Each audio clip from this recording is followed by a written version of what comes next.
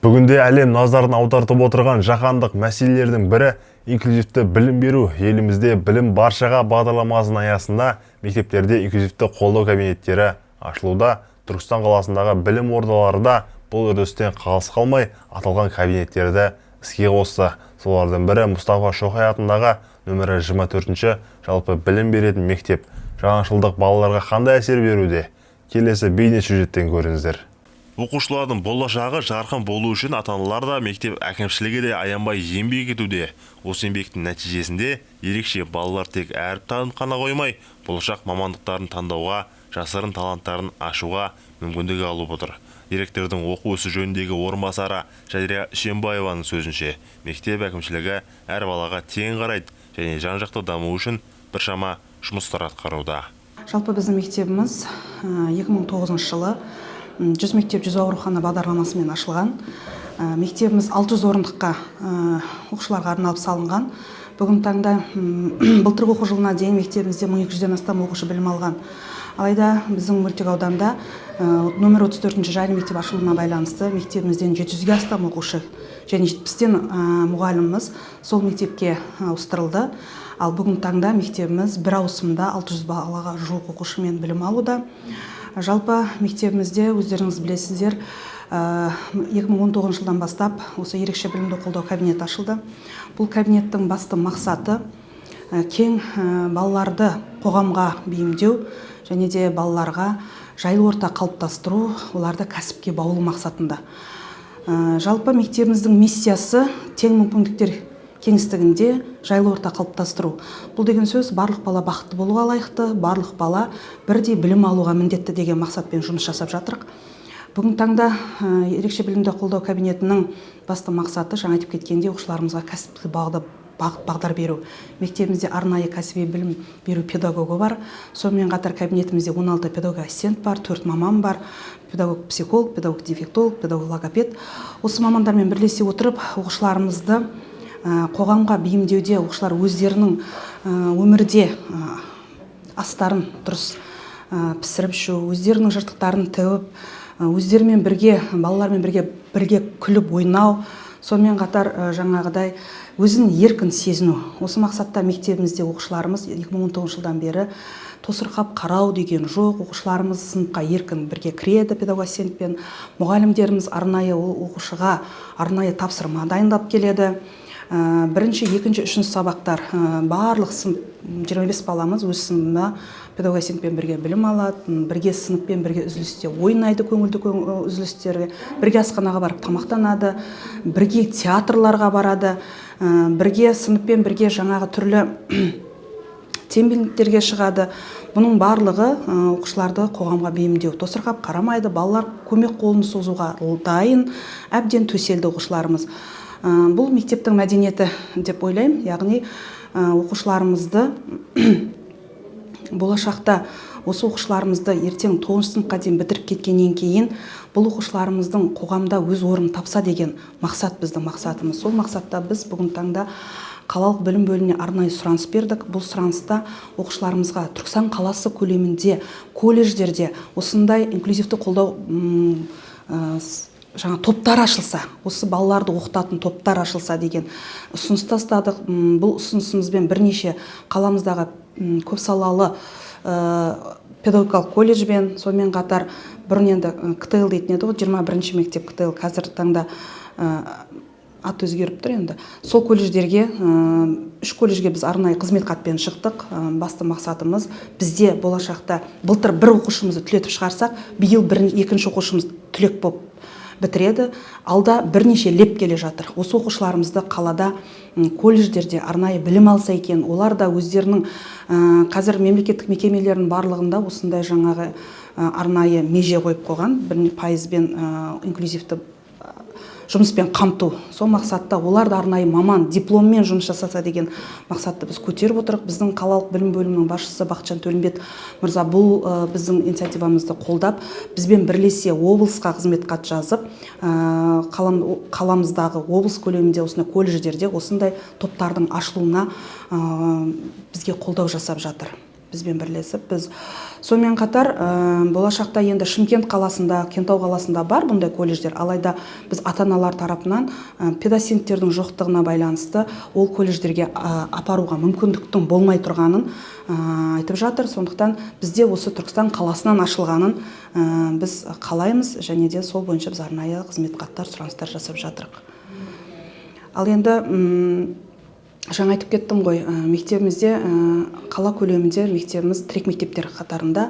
Сондықтан да біз осы мектебіміздегі педоценттердің жұмысын, педагог-логопедтің, педагог-дефектологтың, педагог-психологтың осы ерекше балалармен қалай жұмыс жасау керектігін, балаларды қалай қоғамға бейімдеу керек, балаларды қалай кәсіпке баулу керек мақсатында біз арнайы жыл көлемінде облыстық қалалық семинар өткізу бұл бізге үрдіске айналған. Және де біз сонымен қатар өзіміздің педагог-ассистенттеріміздің білімдерін шыңдау мақсатында арнайы білім жетілдіру курстарына жіберіп тұрамыз. Сонымен қатар бірлесе отырып қауымдастықпен қаламызда 4 мектеп бар, осындай инклюзивті қолдау кабинеті, бірлесе отырып түрлі іс-шаралар ұйымдастырамыз. Және де биылғы оқу жылында бізді облыстан республика көлемінде халықаралық деңгейде осы инклюзивті қолдаудың форумы өтті Алматы қаласында. Бұл форумға 51 мемлекеттен арнайы мамандар шақырылды. Біздің мектебімізден 2 маман барылды, және инклюзивті қолдау кабинетінің әдіскерімен, және мен өзім барып, осы форумға қатыстық. Форум 3 күнге созылды. Бұл жерде түрлі шет мемлекеттердегі ерекше балаларды осындай қоғамдық белсенділер, сонымен қатар осындай үлкен компаниялардың басшылары, осы ерекше балалардан осындай компанияны басқарып атқан өкілдермен кездестік. 3 күнге созылған форум өте бізге керемет әсер алды. Сол жақтағы инклюзивті қолдау балалардың жасалған көрмелерін көріп, олардың шет мемлекеттерде қалай жұмыс жасап жатыр, олардың әдіс тәсілдерімен таныстық. Бір қызығы, біз бірнеше әдіс тәсілдерді алып келдік. Әрине, енді ол үлкен қаражат керек. Біріншіден қазіргі мына жасанды интеллектпен инклюзивті байланыстырып өте керемет дүниелерді көріп келдік. Әрине, оны мектепке енгізу үшін облыстан, қаладан, республика көлемінен тіпті қаражат керек. Десек те біз бірнеше әдіс тәсілдердің біз мектепте бұрыннан жұмыс жасап жатқанына біз өте қатты қуандық. Сондықтан да шет елдердегі болып жатқан дүниелердің біздің елімізде де, біздің мектебімізде де сол әдіс тәсілдердің бар екенін, сол жұмыстардың жүргізіліп жатқанына біз көзіміз жетті. Және де алатын дүниелеріміз де өте көп болды. Сол жақтан алып келген дүниелерімізді алып келіп, мектебімізге келіп, бөлісіп, сол дүниелермен біз жақында облыс көлемінде семинар бердік, және қала көлемінде бір семинар бердік. Тәжірибелерімізбен алмасып жатырық. Сонымен қатар құжат мәселесімен де біз облыс көлемінде бірнеше мектептермен тәжірибе алмасып жатқан жағдайымыз бар. Ерекше баланың ата-анасы да ерекше. Жалпы мен өзімнің ұжымымда бұл ерекше балалармен жұмыс жасаған педагог-ассистенттерімізбен, педагог мұғалімдерімізбен жиі психологиялық тренинг өткізіп тұрамыз. Себебі баланың ахуалын жаңа көрдіңіздер, балалар өте қатты агрессивны мінез құлықтар көрсетеді. Сондықтан да мұғалімдерімізде кейде өте қатты стресске түсіп жатады. Ата-аналар тарапынан да жаңағыдай әр балаға ерекше мән бергенімізді қалайды. Сондықтан да мұғалімдерімізді тек қана білім жетілдіру курстарына емес, сонымен қатар психологиялық тренингтерді жиі ұйымдастырамыз. Мұғалімдерімізбен жиі тимбилдингке баруды ұйымдастырамыз. Өйткені мұғалімдерімізде мектептегі стрессті үйге алып бармау керек. Мектептегі стрессті мектепте қалдыру мақсатында үйдегі баласына, үйдегі отбасына кәдімгі жайлы көңіл күймен бару үшін біз жиі мұғалімдерге тренинг ұйымдастырып тұрамыз. Сонымен қатар, енді ата-аналарымыз, егер ата-аналар біздің жұмысымызға көңілі толмаса, балаларға мектепке жібермеу керек еді. Алайда біздің бірде-бір оқушымыз сабақтан қалмайды. Осыған қарағанда бала мектепке келгісі келеді. Мектептегі түрлі іс-шараларға қатысқысы келеді. Алайда қандай да бір себеппен бала қатыса алмай қалса, қамтылмай қалған жағдайда ата-аналар тарапынан неге менің балам қатыспады, неге менің балам бұл жерде көрінбеді деп сондай наразылықтар туып жатады. Бірақ біз мүмкіндігінше мектептегі іс-шараға инклюзивті балаларды тартуға тырысамыз. Олар да сау балалармен бірге шығып сахнаға шығып ән айтады, хор айтады, билейді, домбыраға ән айтады. Тіпті сіздер білсеңіздер, бұндай балаларымыз өзі Алла тағала бір жағынан тартса, екінші жағынан еселеп береді екен. Біз бұл балаларымыздың өлең шығаратын оқушыларымыз бар.